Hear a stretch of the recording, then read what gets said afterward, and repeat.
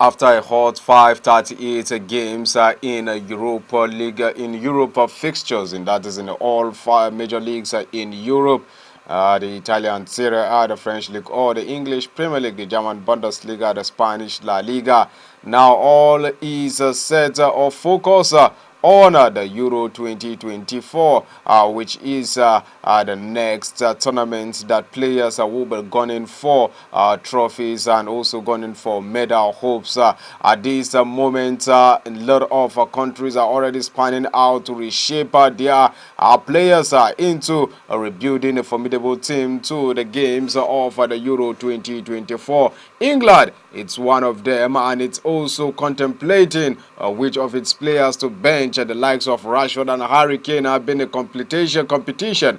So far, so good with the likes of Phil Foden, Jack Grealish, and all are making impact in the last 38 games and other games in their major league matches in Europe. Not leaving or not forgetting France, who has brought in former international N'Golo Kante to make an impact. Now this champ is making statements that he wants a team that will be rebuilt for another trophy to come, and that is none other than the Euro 2024, which is scheduled for Germany later this year. We'll also look at Germany's squad with the likes of Roos, with the likes of Matt Hummels not being included in the German squad. What will be a very entertaining moment, it is said, for the likes of Luka Modric, for the likes of Toni Kroos and others.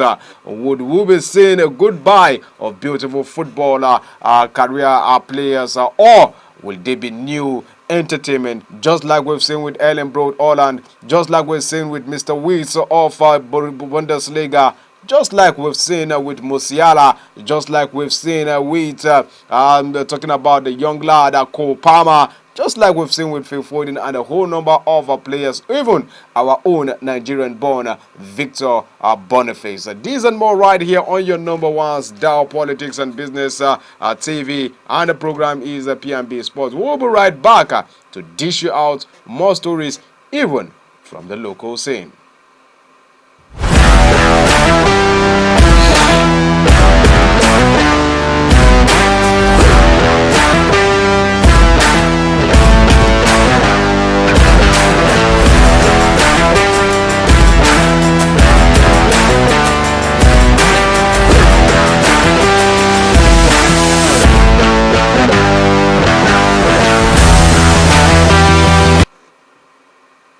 Starting up from the local scene now, the 8th edition of the Nigerians Youth Games has been scheduled to be held in Asaba, the capital state, or the capital of Delta State. Now the south of Nigeria, from the 10th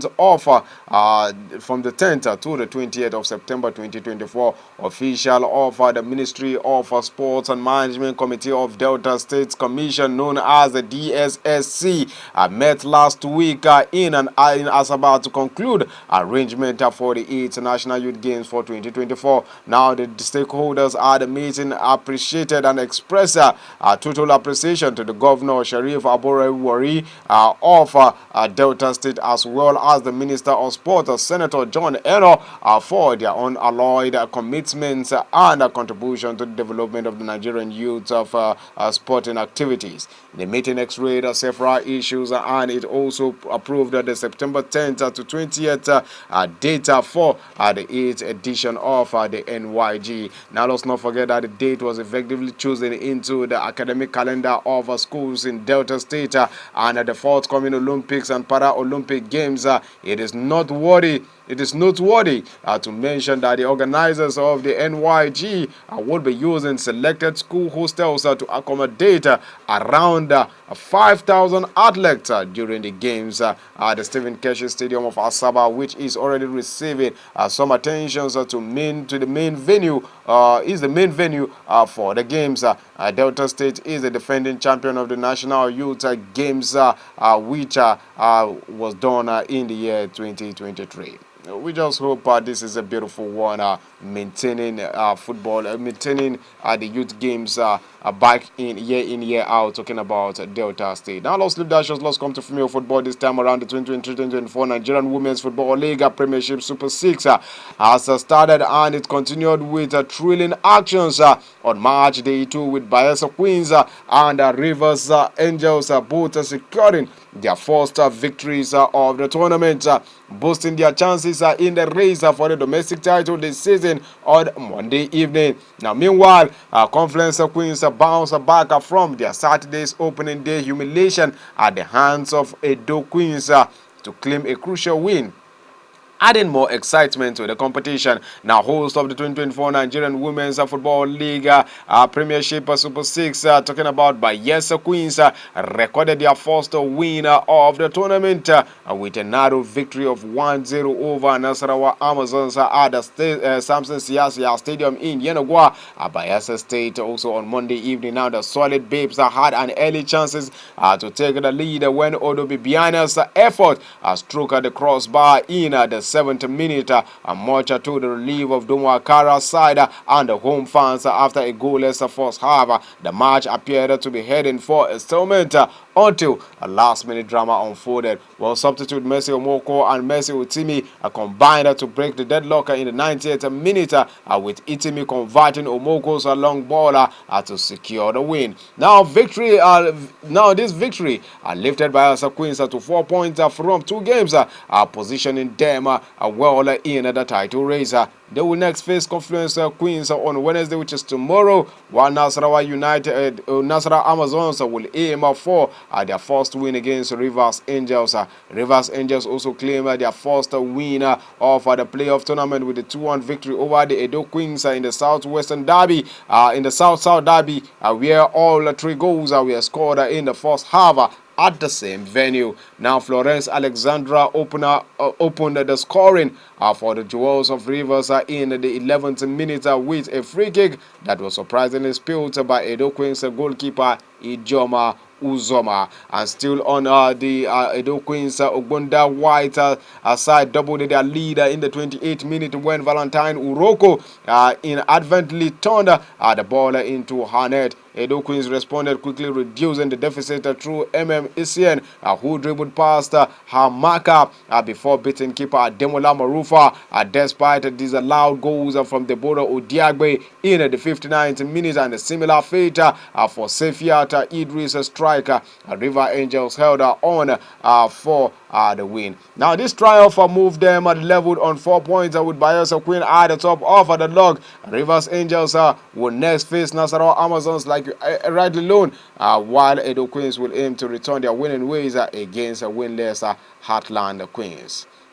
Alright, we'll leave that shows quickly off the female footballer. We'll go straight to the male football this time around, as Nigerian Golden Eaglets coach Garba Manu has insisted that his team will beat Togo to secure a place in the next round of the championship. After playing goalless in Burkina Faso in the opening group games, the Golden Eaglet recorded its first win in the second match with a 1-0 win over Niger Republic, their neighbors. While speaking about the upcoming games, Garba said they have worked hard to secure victory, and he says that the game with Togo on Wednesday is a good side and it will not be underrated at all costs.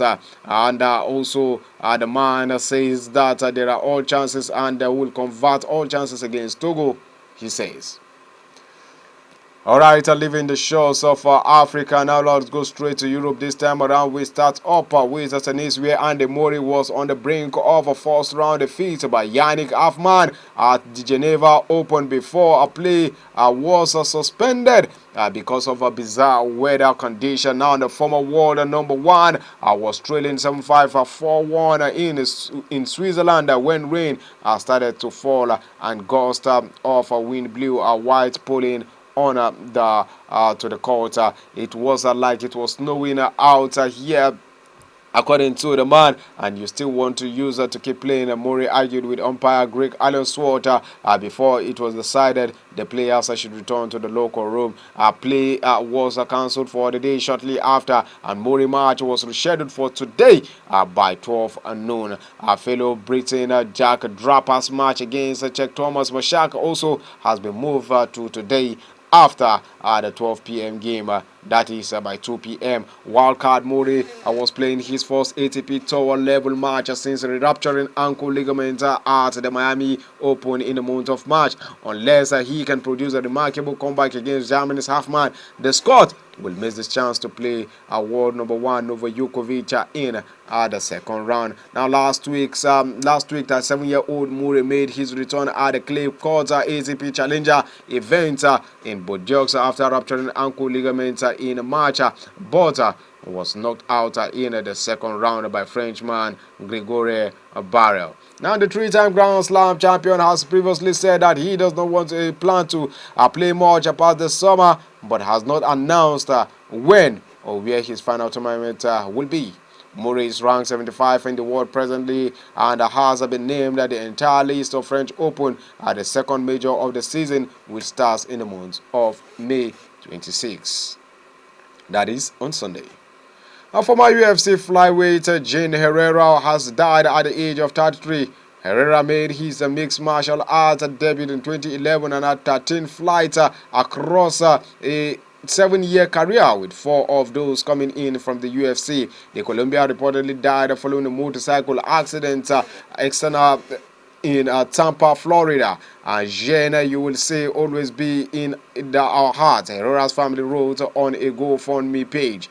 Jane leaves behind a 16-year-old son, his 3-month pregnant girlfriend, a mother, father, sister, a brother, and a family that loves him and will deeply miss him. Herrera made his UFC debut in 2015 against Ray Borg, losing by unanimous decision, but he went on to beat Joby Sanchez in his next trip to the octagon. Now La Pulga went on to compete in the Beara Knuckle Fight Championship in 2021, winning his only bout via technical knockout. May his gentle soul continue to rest in peace. And with that, a sad story, let's quickly take a deep breath. And when we come back, we will continue from where we stop. My name is Ridwan Musagao, RMG. We'll be right back.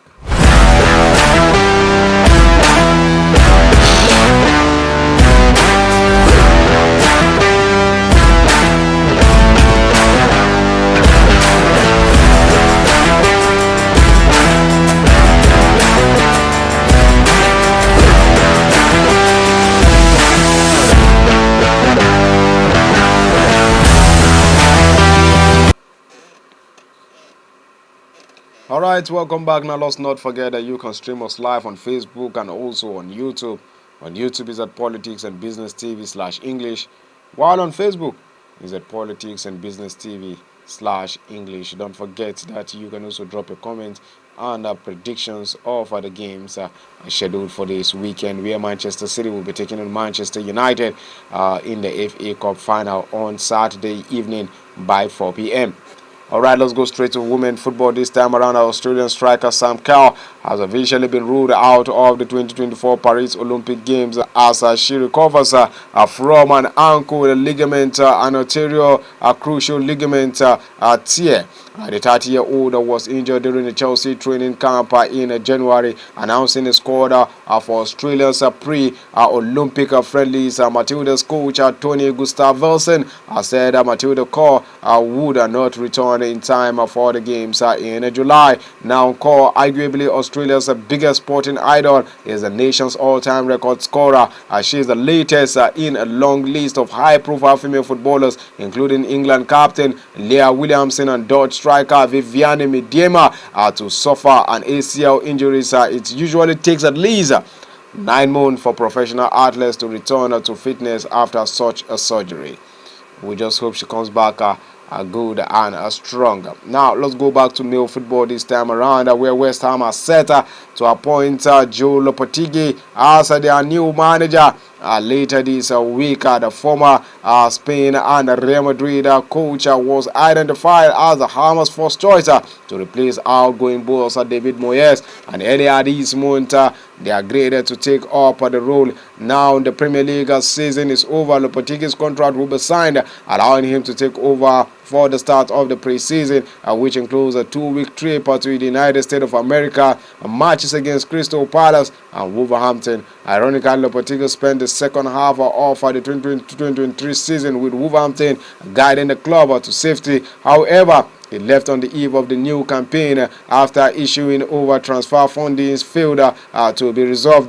Moyes revealed after Sunday's 3-1 defeat at Manchester City that he had already received job offers, but he is likely to spend some time with his family after getting only 3 weeks off last summer. Former Spain and Real Madrid coach Lopetegui won the Europa League with Sevilla in the year 2020 before moving to Wolverhampton 2 years later. Congratulations to the man, and we hope to see more of tactical football coming in from the man. Now let's talk about another coach, talking about Arne Slot, who says the opportunity to work at one of the biggest clubs in the world was difficult to ignore, as he was confirmed as Liverpool's new head coach just a few hours ago. The Reds agreed a compensation deal worth £9.4 million with Feyenoord in April after the 45-year-old was identified as the man to succeed Jurgen Klopp at Anfield. Now, Klopp, who had been in charge of Liverpool since October 2015, left the club following their season's finale win against Wolves on Saturday evening. At the games, the 56-year-old German called on Liverpool fans to get behind their new boss, chanting "Arne Slot, na na na na." Slot's 3-year contract at Liverpool will officially start on the 1st of June, subject to a work permit. It is certainly not an easy decision to close the door behind you at the club where you have experienced so many wonderful moments and worked successfully with so many wonderful people, Slot has told Feyenoord's club's website.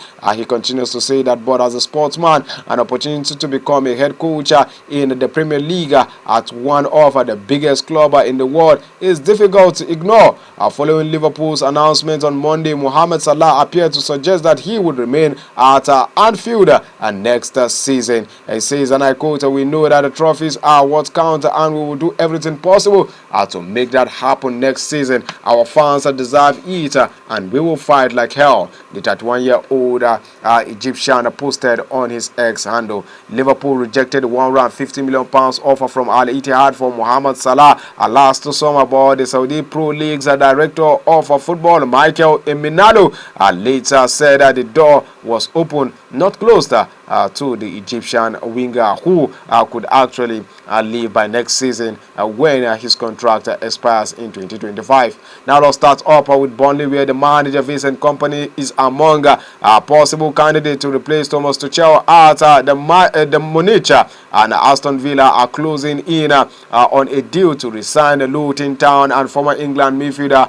Ross Barkley on a permanent deal basis. On a permanent basis, 4 years after the 30-year-old joined on loan from Chelsea. Now Arsenal want to sign a striker before their pre-season tour with Newcastle United and Sweden's Alexander Isak, and Ajax 22-year-old Netherlands forward Brian Brobbey top the list. Now Chelsea and Manchester United have both made contact with Ipswich Town boss Kieran McKenna with the Northern Irish in the running to replace Mauricio Pochettino or Erik in Manchester United, where he former coach. He coached formerly as an assistant coach. Now Wolverhampton will demand a club record of £60 million for 22-year-old Portugal winger Pedro Neto, who is a summer target for Manchester City and Newcastle United. Now the Telegraph is giving us a report that Aston Villa are willing to listen to offers for Brazilian defender Diego Carlo, who is 31 years old, as they look to comply with profit and sustainability rules.